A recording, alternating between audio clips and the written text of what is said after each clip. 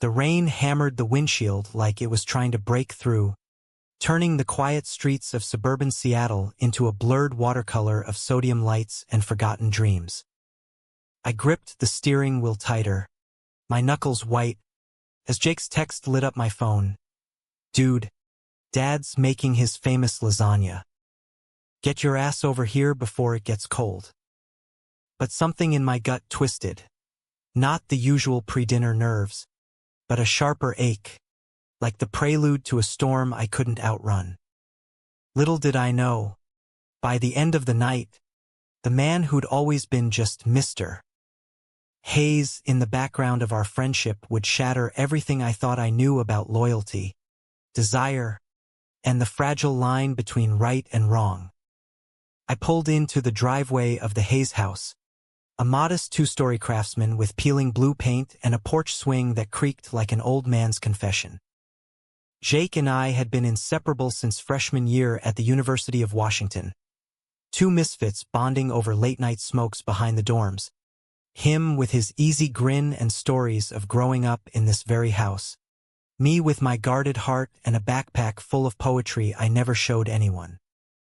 Jake was straight as an arrow, chasing sorority girls and dreaming of law school, while I nursed my quiet crushes on guys who'd never looked twice. We'd never talked about it, but he knew. He had to. That's what best friends do, right? Assume the silences mean understanding. The door swung open before I could knock, and there was Jake, all 6'2" of him, towel-drying his hair like he'd just showered off practice. "Liam, you made it through the apocalypse out there." He clapped me on the shoulder, pulling me inside with that effortless warmth that made the world feel less hostile.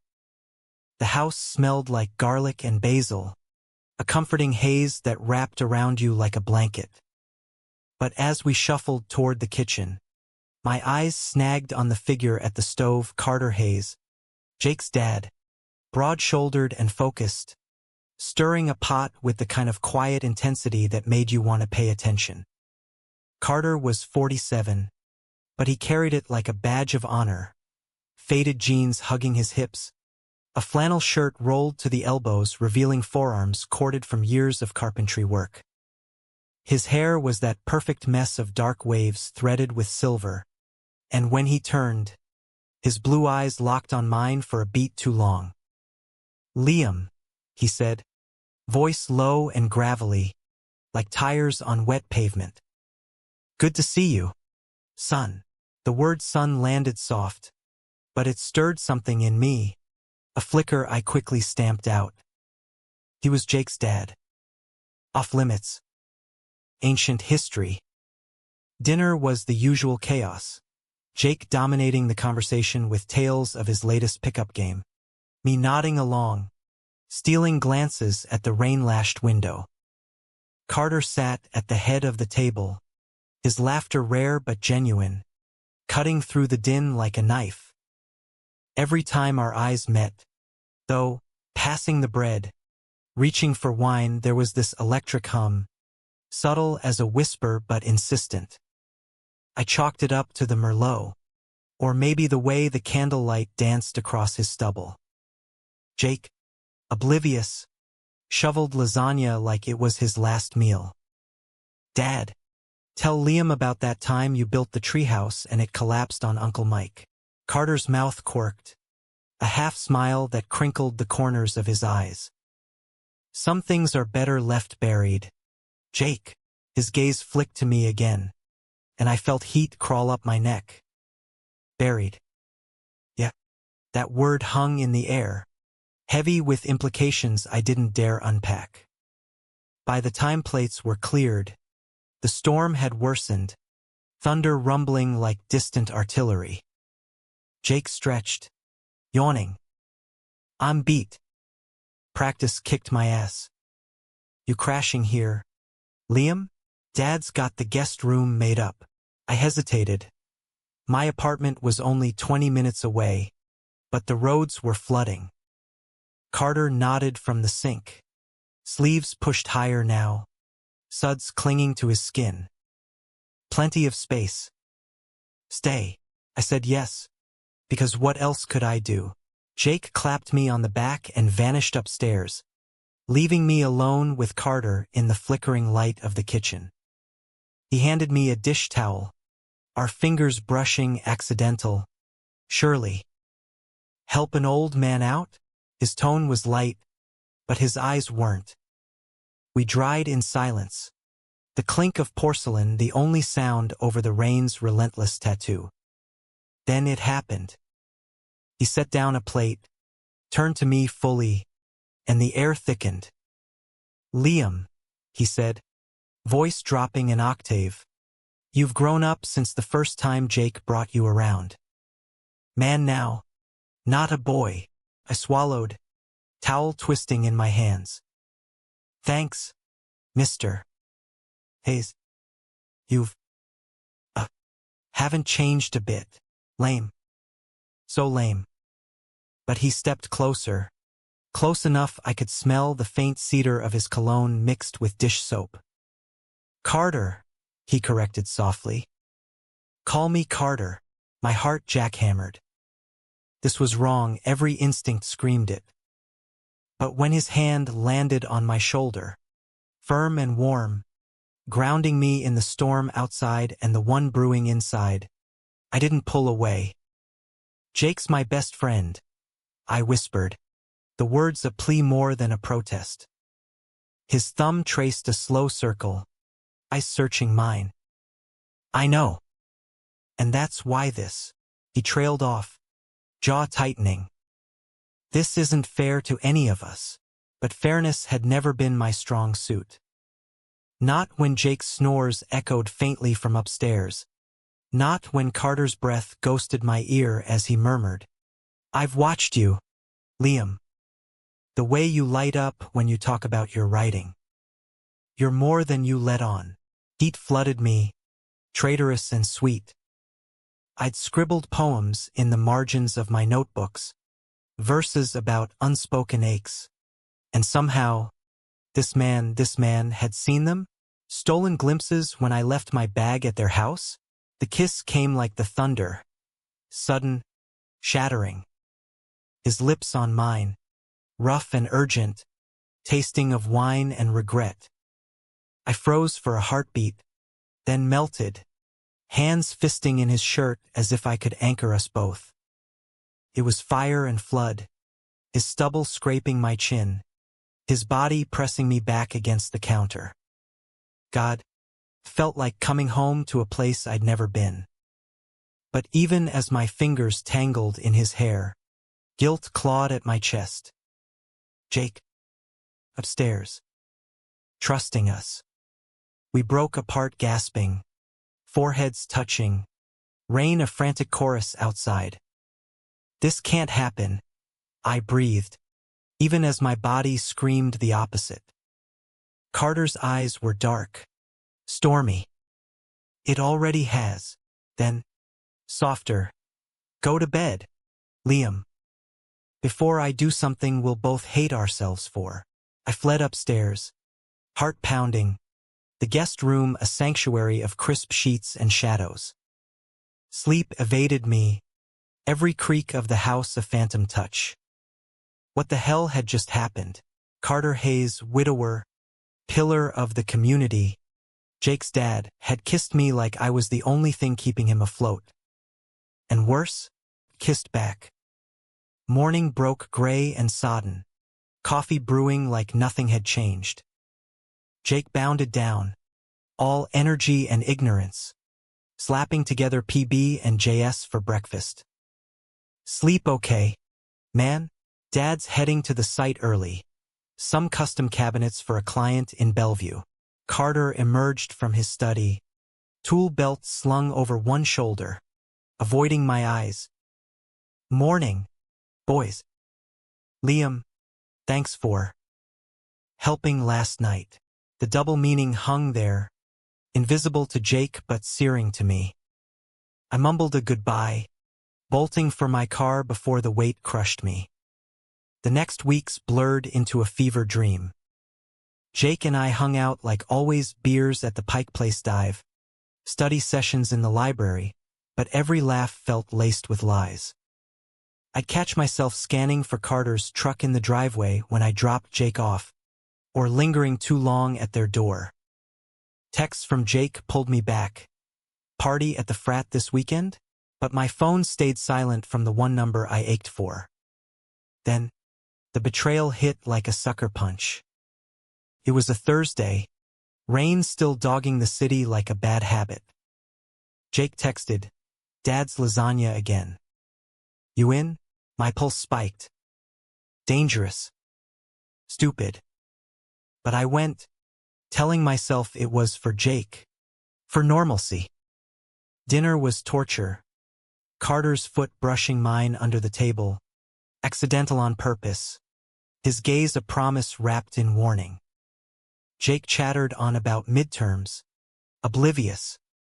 As Jake scrolled TikTok on the couch, Carter cornered me in the hallway. Upstairs. Guest bath. Now. His whisper was command and plea. I should have run. Instead, I slipped away, heart in my throat, locking the door behind me. He was there moments later, filling the small space, hands framing my face. I can't stop thinking about you, he growled, kissing me harder this time, no hesitation. Clothes shed in a frenzy. My shirt over his head, his belt clattering to the tile. His body was solid, marked by life's rough edges.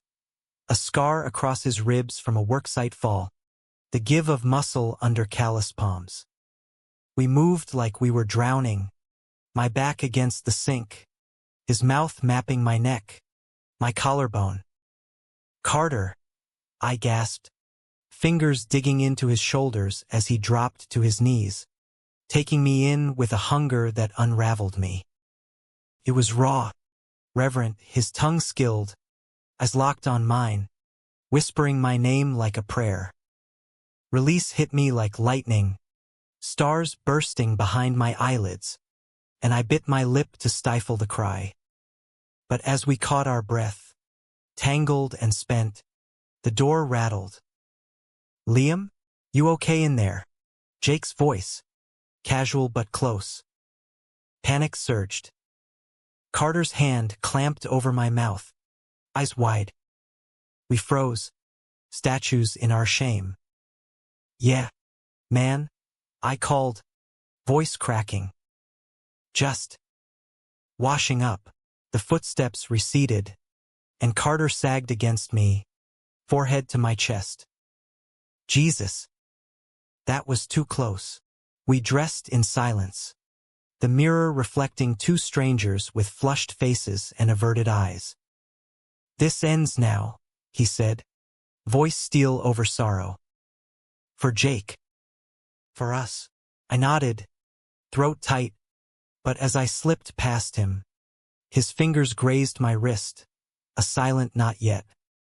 The lies piled up like driftwood on Alki Beach. I dodged Jake's invites when Carter was home, blame it on deadlines or hangovers. But the pull was magnetic, drawing me back. Late one night, after Jake crashed early from a bender, I found Carter in the garage, sanding a cherrywood nightstand under the harsh fluorescence. Can't sleep? He asked, not looking up. I leaned against the workbench, watching sawdust dance in the air. Not with you haunting me. He set down the sandpaper, crossing to me in 3 strides. This time, it was slower exploration over desperation. His hands peeled away my hoodie, tracing the lines of my chest, thumbs circling nipples until I arched into him. Beautiful, he murmured, lips following fingers, down to the waistband of my jeans. We made love right there, on a drop cloth amid tools and timber, his body covering mine, thrusts deep and deliberate, syncing with the rhythm of my gasps. He was gentle where he could be, fierce where he needed to be, whispering endearments that cracked me open. You're everything I didn't know I was missing, Afterward, wrapped in his jacket against the chill, we really talked. About his wife, gone 5 years to cancer, leaving him a ghost in his own life. About Jake's mom, the hole she left. About my own fractured family back in Portland. Dad who bailed when I was 12. Mom who pretended my phase would pass. I see you, Liam, he said, tracing my jaw. The real you. Not the one hiding behind jokes with my son. Tears pricked my eyes. No one had ever said that. Not like this. But paradise has eviction notices. The climax crashed down 2 weeks later. A Friday night that started with promise and ended in ruins. Jake had a game. Left me with keys to crash at the house. Dad's out. Make yourself at home. But when I arrived, Carter was there, waiting with takeout tie and a bottle of scotch. Surprise, he grinned, pulling me into a kiss that tasted like freedom. We didn't make it to the bedroom. The living room couch became our altar, cushions scattered, his weight pinning me down, our bodies slick and urgent. He entered me slow, as never leaving mine, building to a crescendo that left us shattered and whole. I love you, he breathed as we crested, the words slipping out unplanned. I froze, then whispered it back, the admission a key turning in a lock I'd long since rusted shut. The front door clicked open mid-afterglow. Jake's voice echoed, Liam? Dad? What the? Time splintered. Jake stood in the entryway, duffel bag slipping from his shoulder, face draining of color as he took in the scene. Me scrambling for pants, Carter yanking on boxers, the air thick with the scent of sex and betrayal. You. With my dad. His voice broke, raw and disbelieving. How long? How could you? Carter stepped forward, hands raised. Jake. Listen. No. Jake roared, eyes wild, tears streaming. You both? My best friend and my father? I trusted you. He lunged at me, fist connecting with my jaw in a crack that split the world. I tasted blood, stumbling back, but it was the hurt in his eyes that floored me more than the punch. Carter pulled him off, grappling like wrestlers, both breathing hard. Stop. This is on me, son. Not him. Jake wrenched free, backing toward the door. You're disgusting. Both of you.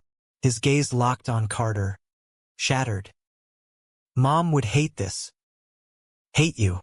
The words landed like shrapnel, and Carter recoiled as if shot. Jake stormed out into the night, tires squealing as he peeled away. The house fell silent, save for my ragged breaths and Carter's quiet sobs. I reached for him, but he shrugged me off, sinking to the floor. He's right. We destroyed him. Guilt crashed over me, tidal and unforgiving. I'd betrayed the one constant in my life for stolen moments that now tasted like ash. Days bled into a haze. Jake ghosted me, blocked on everything, his dorm room a no-fly zone. Carter called once, voice hollow, give him time. But us. It's over, Liam. For good. The line went dead, echoing the void in my chest. I wandered Seattle like a specter. Pike Place with its fishmongers' shouts, the ferries cutting through fog, but nothing filled the ache. Poetry poured out in frantic bursts, verses of fractured trust, of love's cruel calculus. One night, drunk on Rainier and regret, I drove to the Hayes house. Lights off, driveway empty. Carter's truck was gone. Sold. Jake texted from a burner, he's in Reno. Starting over. Don't come back. The humanistic twist came not in reunion, but reckoning. Months later, at a coffee shop near campus, Jake slid into the booth across from me. Thinner, shadows under his eyes, but alive with a tentative peace. "Therapy," he said flatly, stirring his latte. "Dad's too." We talked. A lot. I braced for venom, but he sighed. "It wasn't just you two. Mom's death. It broke us all different ways. Dad was lonely. You were, I don't know, searching. But the betrayal, that shit cuts deep." Tears welled, unbidden. "I'm sorry, Jake. God, I'm so sorry." He nodded, slow. "Yeah. Me too, for hitting you. For shutting down a beat. He's okay, you know. Met someone out there. A guy. Carpenter. Like him. They're building a life." The word stung. A bittersweet bomb. Carter happy. Without me. We rebuilt. Brick by painful brick. Awkward hangs turning to real talks. Silences filling with forgiveness. Jake even read one of my poems. The one about rain-soaked confessions. And didn't flinch. "You're good, man. Really good." As for me, I graduated, published a chapbook titled Storm Windows, and found my own quiet loves. A barista with kind hands, then a professor who saw my verses like Carter once did. But that night in the kitchen lingered, a scar that taught me, desire is a thief, but regret is the teacher. In America's vast, unforgiving heart, we all chase the light, stumbling over shadows, hoping the dawn forgives our stumbles. And maybe, just maybe, it does. The fairy horn blared as I leaned against the railing. Salt spray stinging my face, the Olympics rising like jagged teeth on the horizon. It had been 3 months since the blow-up, and Seattle felt smaller now, its gray skies pressing down like a judgment I couldn't outrun. Jake and I had patched things up enough for surface-level texts. "How's the thesis?" or "Stormers game this weekend?" But the undercurrent of hurt still swirled, dark and unspoken. Carter, a ghost. His absence echoed in every empty driveway, every lasagna Jake ordered from an Italian joint downtown, swearing it tasted nothing like Dad's. I'd thrown myself into finals, scribbling essays on Whitman and his barbaric yops, but my own words turned inward, verses bleeding onto pages about forbidden fruit and the rot it leaves. One night, post-midnight, buzzed on cheap bourbon, I penned a letter I never sent. "Carter, you woke something in me I didn't know was sleeping. But waking hurts when the dream shatters." I burned it in the sink, watching flames lick the edges, acrid smoke curling like accusations. Jake called out of the blue one drizzly Tuesday. "Road trip. You in?" His voice was lighter, edged with that old mischief. "Dad's place in Reno, well, his new place. He's settling. Wants to talk. All of us." My stomach flipped. Reno. Sagebrush and slot machines, a world away from our wet coast. "You sure? Last time we were in a car together, you nearly drove off a bridge in anger." He laughed, short and sharp. "Yeah, well, therapy's a bitch. Come on, Liam. Closure or whatever."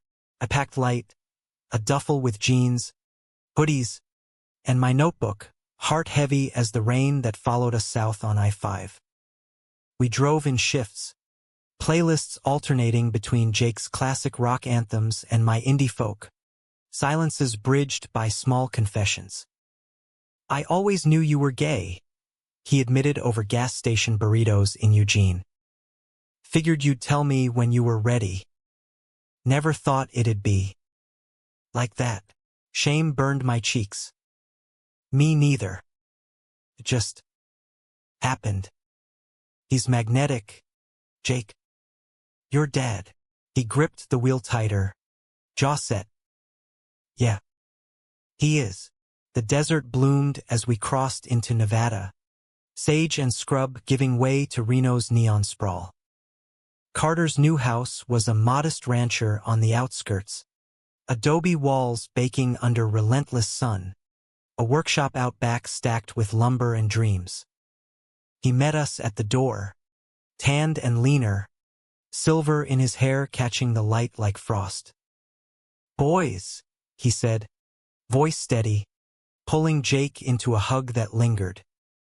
Then me, awkward shoulder clap, eyes meeting mine for a fractured second, regret and warmth swirling there. "Liam.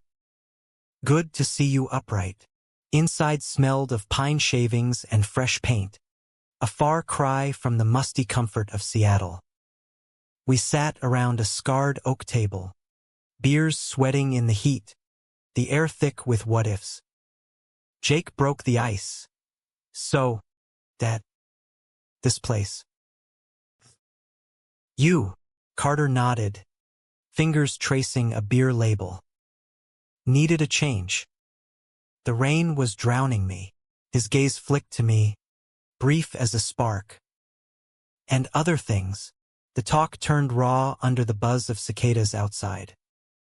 Jake laid it out, his fury, the therapy sessions where he'd screamed into pillows about abandonment, about feeling like the third wheel in his own family. You two looked at each other like I didn't exist.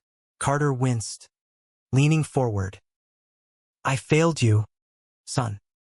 Grief does that, twists you into knots. Your mom. She was my anchor. After she went, I floated." Liam showed up, and suddenly I wasn't adrift. He paused, voice cracking. "But I never meant to hurt you. That's the sin I can't wash off." I shifted, words sticking like sand. "Jake, I was selfish. Lost in my own shit. Family crap. Feeling invisible. Your dad saw me, really saw. But friendship, that's sacred. I pissed on it." Jake's eyes softened, just a fraction. "Yeah, you did. But I get it now. Kinda. Love's a bastard." We clinked bottles, a toast to fractured things mending crooked. That night, Jake crashed early, jet-lagged from the drive. I wandered the backyard, stars a scattershot canopy over the high desert, the air crisp and alive with possibility. Footsteps crunched gravel, Carter, hands in pockets, silhouette broad against the moon. "Can't sleep either?" he asked, settling on the porch steps beside me. "Close, but not touching." "Ghosts," I murmured. "Yours more than mine." We talked for hours, voices low over the hum of night. He spoke of his new life, the carpenter boyfriend, Mark, a quiet ex-Marine with a laugh like summer thunder. "He's good, Liam. Steady. Makes me want to build instead of break." Jealousy twisted, sharp and green, but I swallowed it. "I'm glad. You deserve that." His hand found mine in the dark, thumb stroking knuckles, a goodbye that felt like hello. "You too, kid. Write that book. Chase the yawp." The kiss was inevitable, soft and sorrowful under the stars. No frenzy, just a sealing of what was, a brush of lips, his stubble familiar rasp, tasting of beer and bittersweet. We pulled back, breaths mingling. "No more," he whispered. "But thank you for showing me I could feel again." Tears tracked my cheeks, hot as the desert wind. "Thank you for believing in me first." Jake and I hit the road at dawn, Reno shrinking in the rearview, a chapter closed with ink still wet. The drive north was lighter, conversations deeper, dreams of law for him, MFA programs for me. We stopped at Crater Lake, hiked the rim trail, the water's electric blue a mirror to unspoken healings. "We're good, man," Jake said as we crested the path, clapping my back. Battered, but good. Back in Seattle, the rain welcomed us like an old friend, washing away the dust. I dove into applications, words flowing freer now, infused with the ache of almost. Jake aced his exams, even dragged me to a Stormers game, cheering till hoarse. Carter sent a package once, a hand-carved bookmark, cherrywood smooth, engraved with a single line from Whitman. "I am large, I contain multitudes." No note, but the message hummed, "You're enough." One evening, as autumn leaves turned the U District gold, I met Alex at a reading, tousled curls, eyes like smoked quartz, a poet with a voice that wrapped around you. Our first date was coffee and confessions, his hand in mine under the table, no shadows lurking. Love, this time, felt like sunlight filtering through storm clouds, warm, earned. But in quiet moments, I traced that bookmark, remember the kitchen thunder, the desert stars. Life's a mosaic of betrayals and redemptions, each piece jagged but fitting. In America's sprawling heart, where dreams clash like waves on basalt, we learn to forgive, not for them, but for the multitudes we carry. And in that grace, we find our way home.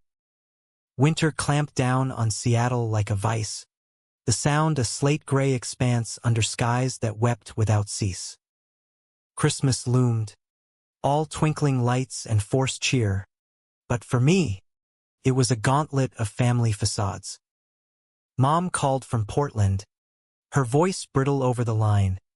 "Come home, Liam. Your aunt's making pie.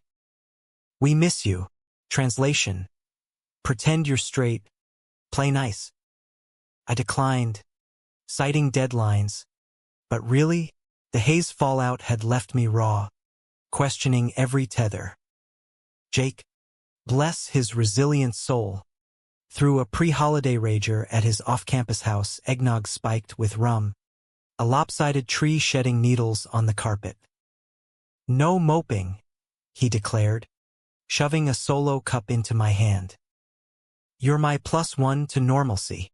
The party pulsed with bodies and bass, strangers grinding to holiday remixes, but I nursed my drink in the corner, watching Jake hold court with a sorority girl on his arm. He caught my eye, winked, our code for "I'm here," even in the chaos. Then the door banged open, admitting a gust of sleet and a face from faded Polaroids. Uncle Ray, Jake's estranged uncle, Mom's brother, crashing with stories of Vegas hustles and a grin too wide for the room. "Nephew," he bellowed, enveloping Jake in a bear hug. Ray was Carter's older brother, a drifter with salt-streaked hair and eyes that mirrored his siblings, piercing, haunted. He'd blown into town unannounced, suitcase battered as his luck. As the night wore on, Ray cornered me by the keg. "You're the writer kid, huh? Jake's muse or whatever." His laugh was gravel, but his gaze sharpened, praising. "Heard about you and my baby brother. Small world, ain't it?" My stomach dropped. "Jake told you?" Ray shrugged, pouring foam. "Kids got trust issues now, but yeah. Spilled over Thanksgiving turkey. Said you broke his heart, then fixed it. Noble, in a fucked up way." Heat flooded my face. Shame. Defensiveness. "It wasn't like that. We all got burned." Ray nodded, slow, like he was piecing a puzzle.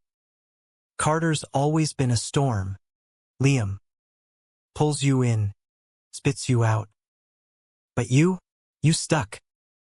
That's rare. He clinked his cup to mine, eyes twinkling with something like approval. Don't let it define you. Write the hell out of it. The words lodged in my chest, a seed in frozen soil.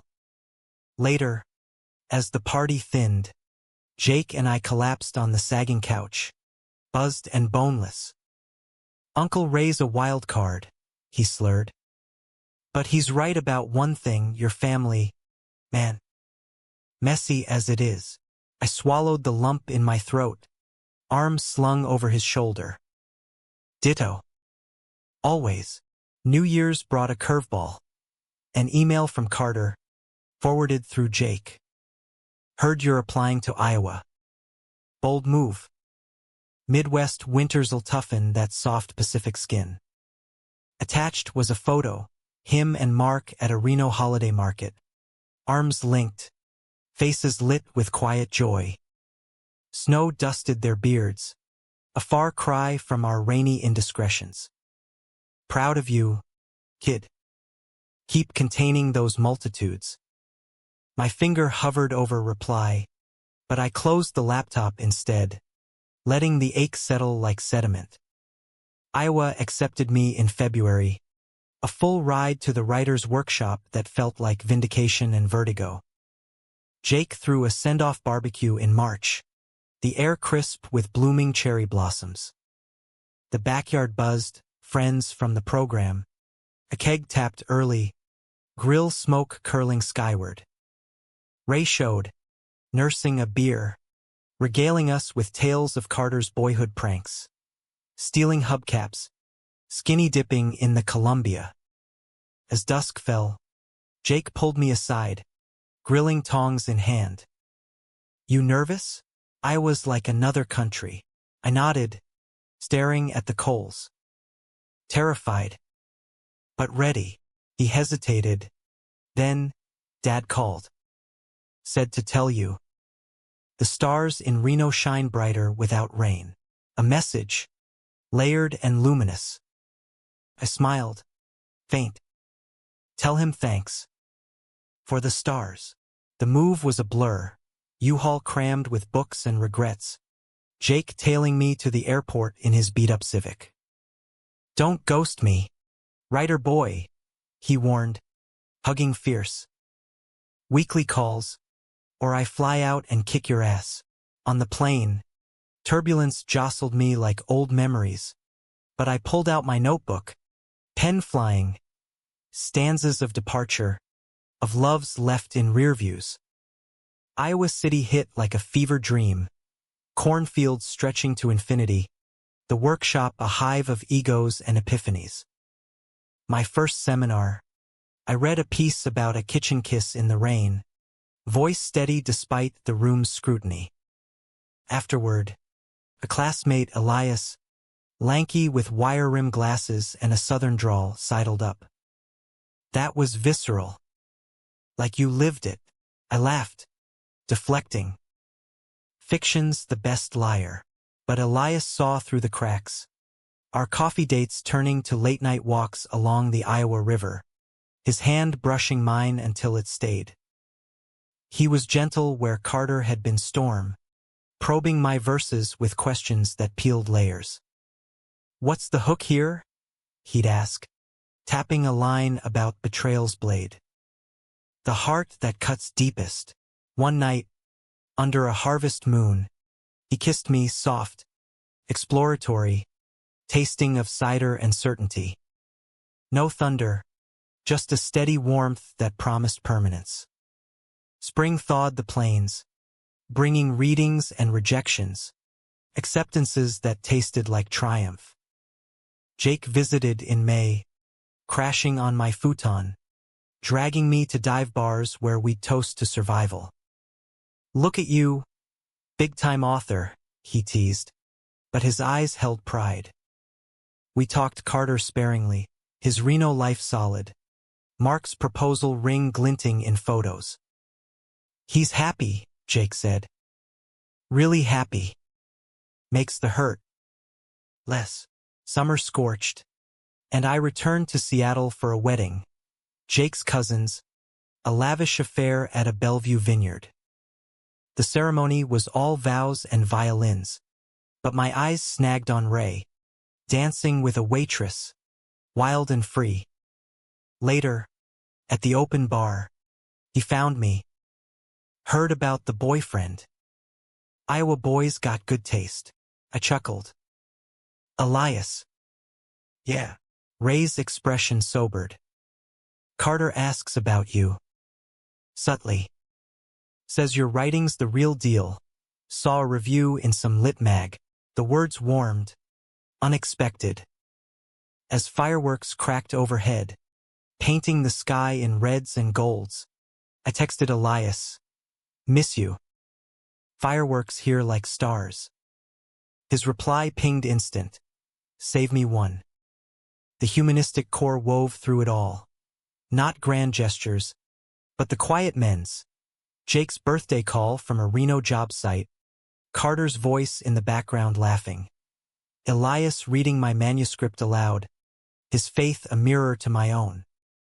Betrayal scar faded to silver, a reminder that love's conflicts forge us, not break.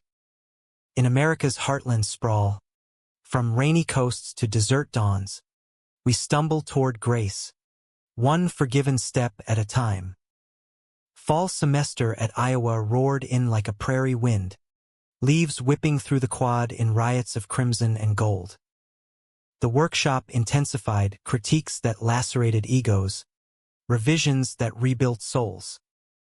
Elias became my anchor, our apartment a nook of stacked manuscripts and half-burnt candles, nights tangled in sheets scented with his cedar soap. You're blooming here, he murmured one morning, lips to my temple, as sunlight slanted through blinds. But even in the glow, shadows lingered, dreams of blue eyes and calloused hands, waking me with a start. A package arrived mid-October, postmarked Reno, a leather-bound journal, pages crisp, Carter's handwriting on the flyleaf, for the words that won't fit in poems. You've got a voice that echoes. Inside, pressed between pages, a dried sage leaf desert memory. I traced the script, chest tight, then tucked it away. Elias noticed, of course. Old flame? He asked.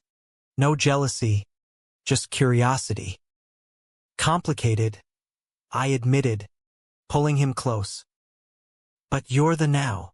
Thanksgiving pulled me west. A red eye to Seattle-Tacoma where Jake waited, flannel-clad and grinning. Iowa's turned you soft, he ribbed, ruffling my hair as we merged into traffic. His life had shifted too, internship at a Tacoma firm, a girlfriend named Mia with a laugh like bells. We crashed at his place, a cozy walk-up overlooking the sound, stuffing ourselves on herb turkey and pie laced with bourbon. Over dishes, talk turned to Carter. He's flying in tomorrow, Jake said casual, but his eyes gauged me. Family thing. You cool. My fork paused midair. Yeah. Ancient history, liar. That night, sleep evaded, the journal's weight on my nightstand a siren call. The Hayes family dinner was at a neutral spot, a waterfront bistro in Gig Harbor, waves lapping pilings below. Carter arrived last, wind-tousled, arm around Mark, tall, bearded, with a handshake firm as his gaze.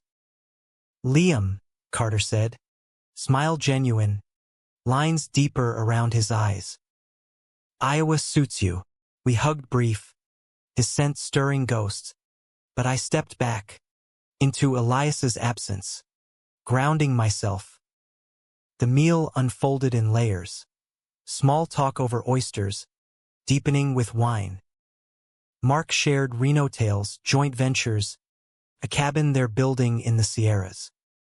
Carter deferred, But his pride shone when Jake boasted of my latest publication, a story in the Paris Review about fractured families. Knew it, Carter murmured, raising his glass. Our eyes met, a current under calm waters, but it was acknowledgement, not ignition. As dusk bruised the sky purple, Jake and Mia wandered the pier, leaving us 4 men to the table's remnants. Ray, ever the catalyst, steered to second acts. Laughter rippled, but Carter's toast lingered on me. To finding your stride, no matter the stumbles. Mark squeezed his hand, oblivious or not solidarity in the gesture. Later, alone with Jake on the drive back, he cracked, "Dad likes your guy." Said Elias sounds grounded. High praise. I snorted. From the king of storms? Jake's grip eased on the wheel. He's mellowed. Mark's good for him. But you were the spark, Liam. The one that lit the fuse. Christmas cards circulated, Elias and I in a snapshot by the Mississippi, arms linked under twinkling lights. Jake and Mia skiing Whistler. Carter and Mark at a Vegas show, grins wide. Mine to Carter was simple. Stars still shining? Journals filling fast. Grateful. His reply, brighter every day. Keep writing the light. Spring brought bloom and breakage. Elias proposed during a reading tour stop in Chicago, kneeling in a Grant Park alcove. Ring simple silver. Eyes earnest. Build a life with me, Liam. The real one. Tears blurred the skyline. Yes, I breathed, sealing it with a kiss that tasted of forever. But joy's shadow is doubt. Back in Iowa, wedding plans unearthed old fissures. My hesitance on vows, ghosts of broken trusts. It's not you, I confessed to Elias one stormy night, rain lashing windows. It's me. Scars from before. He held me, patient. Then let's scar together. Heel crooked. Jake flew out for the engagement party, a low-key affair at a local brewery. Over IPAs, he cornered me, Dad's coming too. With Mark. Full circle. Panic flickered, but I nodded. Time. The airport reunion was a hug fest. Carter's embrace paternal now. Mark's backslap brotherly. Dinner was laughter and layers. Toasts to futures. Stories of near misses. As plates cleared, Carter pulled me aside on the patio. City lights winking below. Proud doesn't cover it. Liam. You're building something real. His voice roughened. Sorry I couldn't be more. I shook my head, throat tight. You were exactly enough. The teacher, not the end. We parted with handshakes, but his eyes held a father's benediction. Back inside, Elias drew me to the dance floor, bodies swaying to a slow jazz riff. Happy? He whispered. Ecstatic, I lied. Then truth, and scared. But with you, ready. Summer wedding in Iowa, fields golden. Guests in linen under a vast sky. Jake best man Ed. Speech laced with humor and heart. Liam taught me forgiveness starts with the mirror. To love's wild roads. Carter, in the front row, nodded, tears glinting, Mark's hand in his. Vows exchanged. Rings slipped on. Elias's kiss a vow renewed. As we danced under strung lights, fireflies winking like Reno stars, I felt the mosaic complete. Not seamless, but whole. Betrayal's echo faded to harmony, conflict to compassion. In America's endless expanse, from thunderous coasts to whispering plains, we weave our human tapestries, threads of hurt and hope, betrayal and belonging. And in the weave, grace emerges, luminous and lived. The first year of marriage unfolded like a well-worn novel, pages dog-eared with routines and revelations. Elias and I settled into a rhythm. Mornings with coffee and critiques, evenings walks along the river where willows dipped like conspirators. He taught lit at the community college. I adjunct while chasing the novel, words pouring from a well deepened by loves lost and found. Our home was a sanctuary of bookshelves and botanicals, fern fronds curling toward windows that framed Iowa's gentle undulations. But anniversaries stir sediments. On our first, June's heat heavy as honey, we drove to the Mississippi bluffs, picnic basket brimming with cheeses and that French wine he loved. As the sun dipped, painting the water molten, Elias turned to me, ring catching light. A year. Feels like a lifetime. I kissed his knuckles, but my mind wandered to a kitchen in rain, a desert porch under stars. The best kind, I murmured, guilt a faint twinge. Fall brought news. Jake's bar exam passed, a Tacoma firm snapping him up. Champagne dreams now, he crowed over video call. Mia beaming beside him, her hand on a subtle bump, baby on board. Uncle Liam duties start soon. Joy surged, pure. Name it after me if it's a poet. Or Carter, if it's a storm. Speaking of, Reno called in November, Carter's voice crackling over the line during a routine check-in. Mark and I, we're adopting. Older kid, teen. Needs a rebuild. Like us. Pride swelled. Unbidden. You'll be great dads. The steady kind. A pause. Then, you too. Someday. With Elias. The world's big enough for all our stories. Thanksgiving was a Hayes hybrid, Jake and Mia hosting in Tacoma. Elias and I flying in. Carter and Mark road tripping from Nevada with their new son, Tyler. 16, weary-eyed, all limbs and leather jacket. The gathering was chaos incarnate. Tyler's eye rolls at adult chatter. Mia's nesting frenzy in the kitchen. Ray arriving with fireworks, literal, banned by city code. But under the din, connections hummed. Carter showing Tyler a guitar riff. Jake bouncing a soccer ball with the kid. Elias charming Mia with book recs. Post-feast.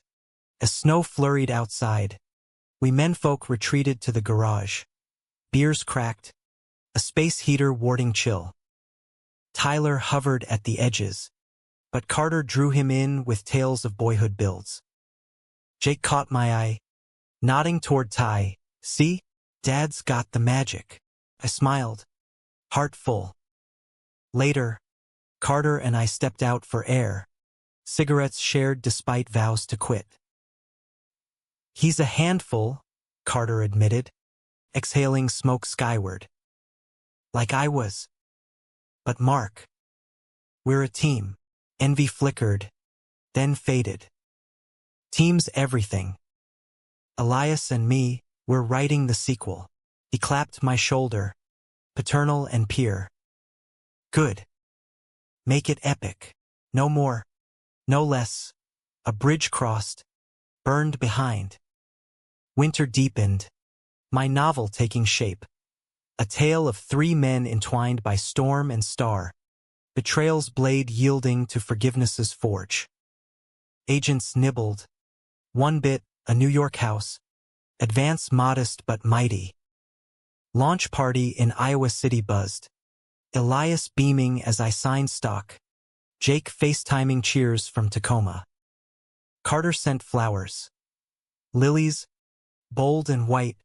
Card reading yop loud. Son. Spring birthed miracles. Mia delivered a girl. Harper rose. Tiny fists waving like flags. Elias and I drove up for the christening, holding the bundle as vows echoed anew. Family, Elias whispered, eyes on the infant. Ours expanded. That night, over takeout, we broached it, adoption talks, fostering dreams. Not yet, I hedged. But soon. Summer's heat wave coincided with my book tour readings in Chicago, Seattle, even a Reno stop. Carter and Mark hosted, Tyler grudgingly attending, slouched in the back row. Post-reading, Q&A turned personal, a fan asking about inspiration.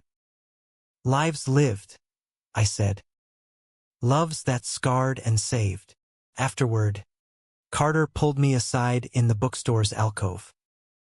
That line about the scar? Mine? I nodded. Ours. But the saving?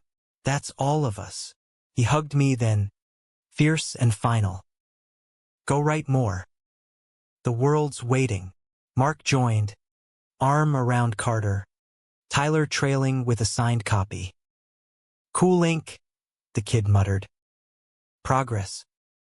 Back home, Elias and I sat on the porch swing, fireflies dancing like errant stars.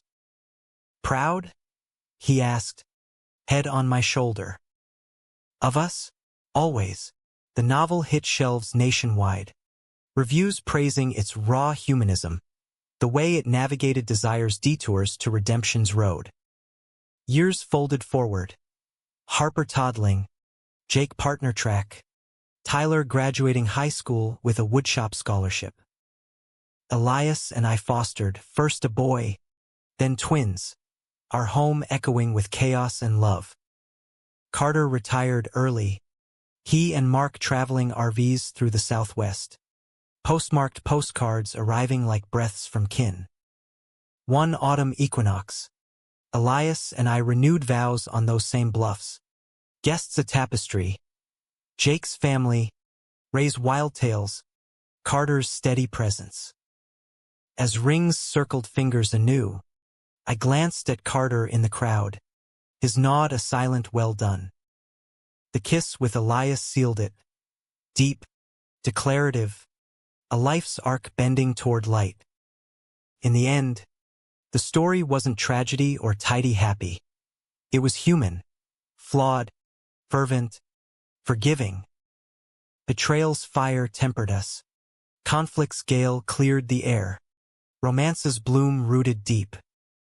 America's canvas, vast and veined with rivers of regret and renewal, held us all, the invited, the planners, the believers in Next's unbelievable. And in that holding, we thrived large, multitudinous, forever writing the dawn.